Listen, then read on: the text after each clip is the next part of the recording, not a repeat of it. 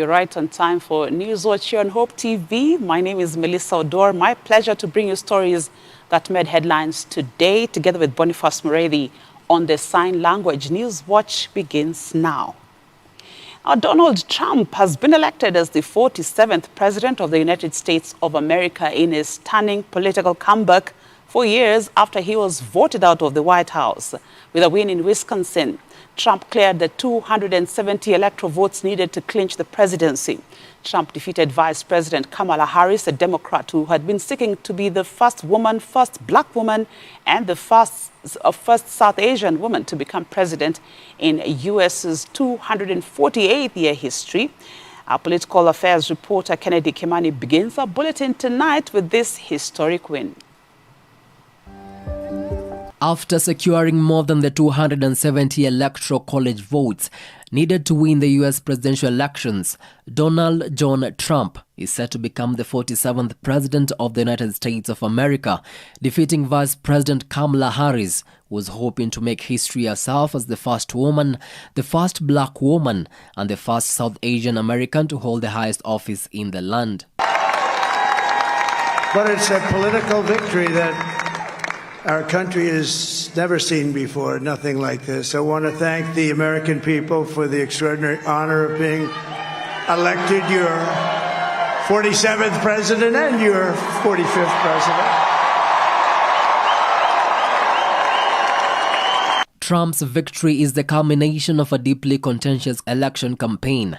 In key battleground states, Trump's message resonated with voters, many of whom were frustrated with the current administration's handling of the economy, healthcare, and foreign policy. As the results were tallied, the former president proved successful in states like Florida, Ohio, Pennsylvania, and Michigan states that helped him secure the White House in 2016.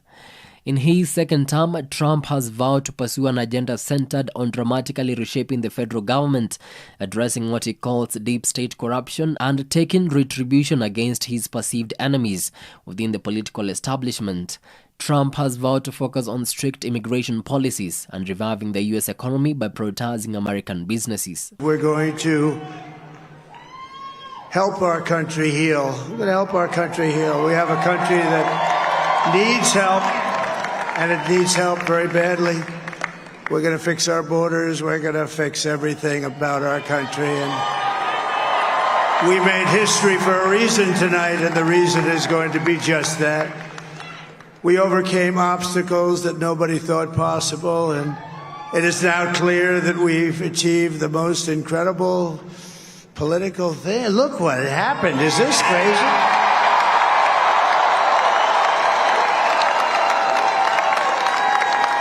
Trump served his first term as U.S. president from 2016 to 2020 after defeating Democratic rival Hillary Clinton. His second term seemed quite improbable due to his controversial exit in 2020 and a series of legal troubles earlier this year. Trump is now the first former president to return to power since Grover Cleveland regained the White House in the 1892 election. He is also the first person convicted of a felony to be elected president, making this a landmark moment in the U.S. political history. At 78 years old, he becomes the oldest person ever elected to the office, surpassing the previous record set by Joe Biden in 2020. Trump's running mate, 40-year-old Ohio Senator J.D. Vance, will be one of the country's youngest ever vice presidents, adding a fresh face to the Republican leadership. As per tradition, President Trump's inauguration is scheduled to take place on the 20th of January 2025. Under the U.S. Constitution, the transition from election to inauguration typically spans a 4-month period, giving the president-elect time to prepare for office. Kennedy Kimani, Hope TV Newswatch. Still on the American election, Kenyan-American Huldah Momanyi Hitley has made history by becoming the first Kenyan-born politician to secure a seat in the Minnesota House of Representatives. Momanyi won with 64.78% of the vote, representing District 38A, which includes parts of Brooklyn Park and Osseo. She ran under the Democratic Farmer Labor DFL party. As Donald Trump achieves a significant victory in the U.S. election, Kenya also celebrates a remarkable milestone within Kenyan-born Huldah Momanyi making history by winning a seat in the Minnesota House of Representatives. She is the first Kenyan-born politician to hold office in the United States under the Democratic Farmer Labour DFL party after winning 64.7% of the vote to represent Minnesota's District 38A, which include the southwestern areas of Brooklyn Park and Oduor. Holder, a graduate of Bethel University, stated that her motivation for joining politics was to uplift our community. Her primary objectives include addressing critical issues impacting our constituents, such as affordable housing, equitable access to education and healthcare, and creating economic opportunities that cater to the diverse population she represents. And back home in Kenya, Wiper Party leader Kalonzo Musyoka has urged Kenya Independence Electoral and Boundaries Commission (IEBC) to draw lessons from the United States of the efficient management of elections, citing the recent swift and transparent result of the American presidential polls. While congratulating Trump on his election, Kalonzo advocates for reforms that will ensure timely and credible communication of election results to Kenyan voters, thereby enhancing the integrity of future elections. Back home, Kenya's growth domestic product GDP output is projected to close at 4.8% and remain consistent into 2025. The projections have been released during the NCBF Economic Forum themed Navigating Uncertainty, Key Trends Influencing the Economic and Business Environment in 2025. The forum addressed the global and domestic factors influencing Kenya's economy, including inflation trends, fiscal policy, and sector performance. Speaking on the projected trajectory, NCBA Group Managing Director John Gashora noted that in the previous year, the country faced a financial crisis brought about by a potential sovereign debt default with the maturity of the June 2024 Eurobond. He said a raging currency crisis further exacerbated those concerns and an unprecedented tight external environment that locked Kenya out of international capital markets. David Ndii, the chairperson of the Presidency Council of Economic Advisory, expressed his optimism for the coming year, highlighting a favorable inflation outlook backed by strong forex reserves, a robust export performance, and improved capital flows following a decline in global interest rates. Ndii has identified affordable housing, domestic energy, agricultural productivity as key areas that will drive the economy's growth. Today's economic forum comes at a time when the battle against inflation from both food, global commodity prices, restrictive cost of financing of business enterprises, and the volatile exchange rate is almost won. October inflation, for instance, printed at a 14-year low of 2.7%, thereby providing further opening for recalibration of our monetary policy. And most recently, we as NCBA became the first bank to transmit this drop in interest rates by revising our base lending rate. So those who borrow with us, hopefully you're enjoying that reduction. And those who are not borrowing with us, please come over so you can enjoy that reduction. It is our belief that we must continue to work together with each one of you as we collectively navigate the business cycle dynamics of the day. Going forward, with most of the key economic sectors and subsectors already back to their long-term average growth rates, as we see from the statistics, the role of government and markets will be crucial to sustaining this growth, as well as enabling households and business enterprises to build buffers that will deal with future shocks. If we are talking about an inflation anchor around 3%, then clearly that enables us to start thinking about our entire yield curve being in single-digit territory. Yeah, probably with 90-day T-bills around 5%, and hopefully with sort of the medium-term bonds not much more above 10, if at all. That's why we think that we should be going, and that's why it's so important to be able to anchor that inflation, and why those microeconomic reforms and microeconomic interventions become very, very fundamental around agriculture, energy, housing, not just because of their impact on the monetary economy, but also because they underpin the macroeconomic framework that we want to have. Now, President William Ruto is in Juba, South Sudan, for an official visit seeking to consolidate the South Sudanese political transition through the Tumaini Peace Consensus. President Ruto's visit follows the recent visit by the Sudanese leader Salva Kiir, where the two leaders affirmed their commitment to shared growth, regional cooperation, and sustainable development. The Tumaini Peace Consensus was proposed by President Kiir and supported by Kenya and several development partners, representing a progressive model for inclusive peace building. Over the past 6 months, the initiative has evolved through intensive dialogue with key South Sudanese stakeholders as it seeks to establish a foundation for lasting peace in the region.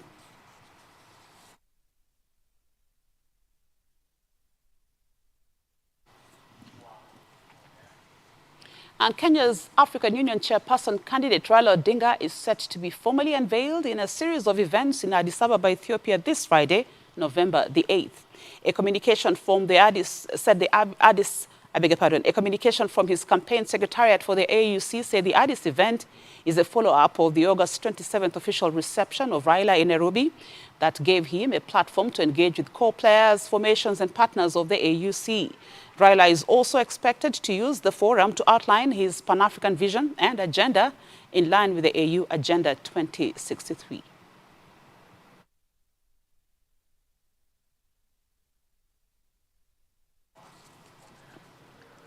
And young members of all the 47 county assemblies in the country have held their first Vanguard Awards, dubbed the Kenya Young Members of County Assemblies KYMCA, with key emphasis on nurturing young leaders for transformative leadership that transcends the counties. The event saw the young leaders across all the 47 county assemblies honored for their development efforts in their different award categories that serve as a motivating factor for county assemblies in the call of duty to servant leadership for effective and efficient service delivery to their respective counties. Speaking at the event, Bungoma County Governor Kenneth Lusaka said the KYMCA awards will motivate the young leaders in their endeavors to serve their people. Autonomy. We want your financial autonomy and want you to do your business. You can imagine I'm a governor. If you are going to oversight me, if you are going to check on a project in an area, and I'm the one who is sponsoring you to go there, what results do you expect? The results will be obvious. You don't even have to go there. You need your independence, you need your autonomy to go and come up with results that are objective. But if I'm the one sponsoring you, then you're already compromised. So that's why we need your autonomy, we need you to do your things. I was very happy when one of you said that his legislation alone has given jobs to 200 young people. So multiply that by the number of heads in this house today.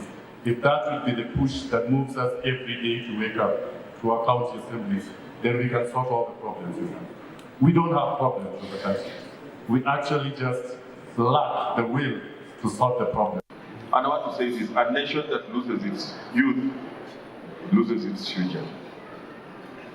Because you are not the leaders of tomorrow, you are the leaders of today. So I just came to assure you and to reaffirm that you should act as a link between the national government, the county government, and even the international governments, international organizations that we have there. Please let this not die. Let it continue. It will be the saddest day if I woke up one day and realize that it's not there, it's no longer existing. That will be very sad. And Vihiga Governor Wilbur Otichilo has led his county government in mourning the passing on of the county secretary and head of county public service, Ezekiel Mali Ayego. While breaking the news of Ayego's death, Governor Otichilo said the county secretary died unexpectedly on Tuesday night at his home. Reports indicate that Ayego collapsed shortly after taking his supper at his home. He had not previously shown any sign of sickness. Governor Otichilo, in his message, described Ayego as a committed administrator, educator, and a change advocate who was loved by many. He said the county secretary collaborated diligently to reform the Vihiga county government. Ayego has died aged 67 years old and had previously served as the Chesamisi High School principal before joining the county government as its secretary.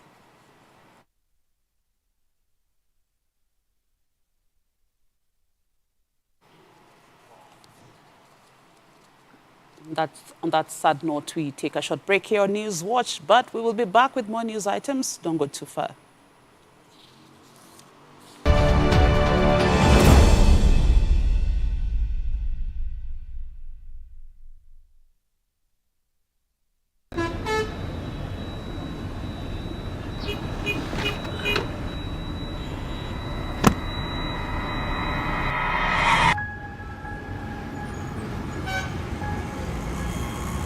Rafiki soul is the promise of a hand that reaches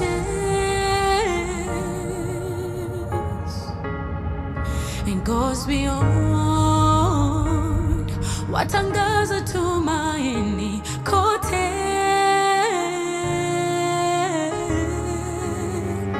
I'm forever grateful. Ninashukuru ukarimu, ukarimu. I'm forever grateful. Ninashukuru ukarimu, ukarimu.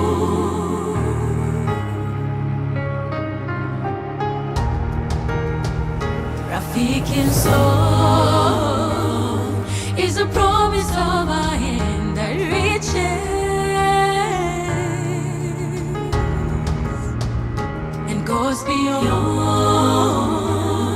watangaza tumaini kote.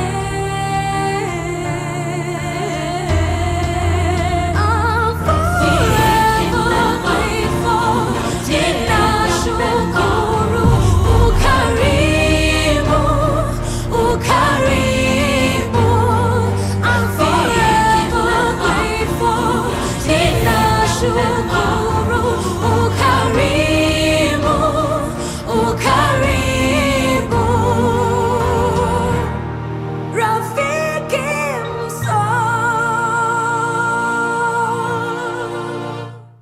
Friends of Hope, keeping hope alive.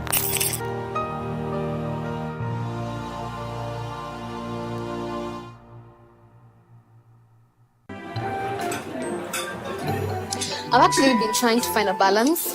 It's been really tough and hectic, but everyone says once you get a hang of it, it becomes better, and I don't know, but I'm hoping to find a balance soon because it's really been hectic. But you've been in the job industry for a long time, so I think you would know better. Cynthia? Huh? What time is it? I need to catch up on Leadership Forum. Did they have a radio here? Never mind. I brought my own. No way. You can't be serious. Wait, why do you have a radio and you can just catch up with the shows on Hope FM podcasts? Really? Even which of the what? I mean, you can find them on whatever platform, name it. AfriPods, Google Podcasts, Apple Podcasts, Spotify, you name it. But I'm not subscribed on any of them. So no worries. You can just check out the latest episodes on hopemediakenya.org. You can now listen to select Hope FM programs on your favorite podcast streaming platform or directly on our website, www.hopemediakenya.org. Listen and live. Aya, I'm not Go TV Stream. It's free. Go TV Stream iko mkononi na ni free. Download Go TV Stream app for free. We enjoy live TV na shows kamia nane. Download and watch later, anytime, anywhere. Go TV Stream iko mkononi na ni free. Available to active subscribers. Go TV. Love it.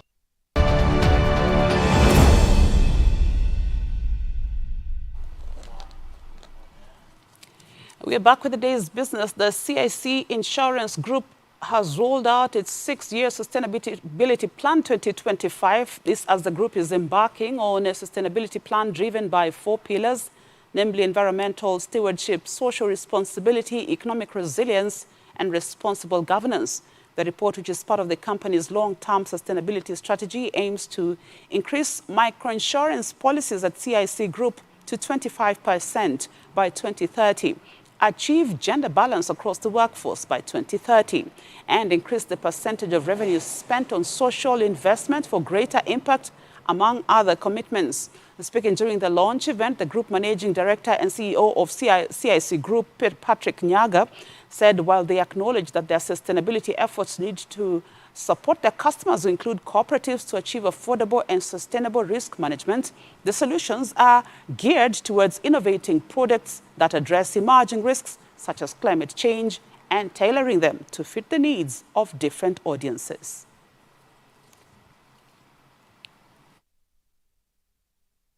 For CIC Group, sustainability is a commitment that underlines how we run our business, engage with our customers, empower our employees, and give back to the community. It is about balancing economic performance with environmental and social impact, ensuring that our actions today create a better future. What you will find in the sustainability report that we'll be launching today. It stands on 4 pillars which have registered the results I will summarize. The 4 pillars are environmental stewardship, social responsibility, economic resilience, and responsible governance. As part of our environmental stewardship, CIC Insurance Group is taking deliberate steps to minimize its carbon footprint and promote sustainable practices. We are establishing an employee-led green teams to foster innovative solutions and spearhead emission reduction initiatives across the organization. CIC sustainability strategy aligns with the United Nations Sustainable Development Goals. Being cognizant of the alignment between cooperative values and principles and the Sustainable Development Goals, the UN General Assembly earlier this year declared 2025, the year 2025, as the International Year of Cooperatives, with the theme, Cooperatives Build a Better World.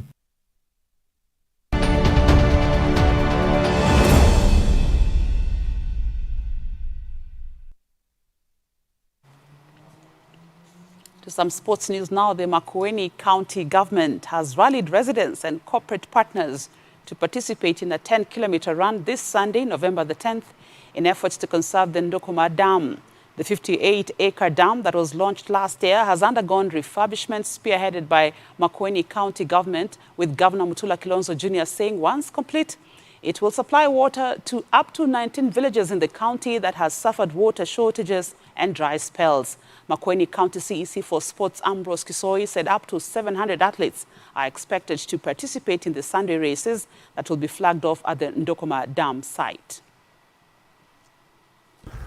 On 10th of November 2024, in collaboration with partners, the Association of the Athletics Kenya, world athletes, world-renowned athletes, and other partners, we want to start the first of its kind Ndokoma Run.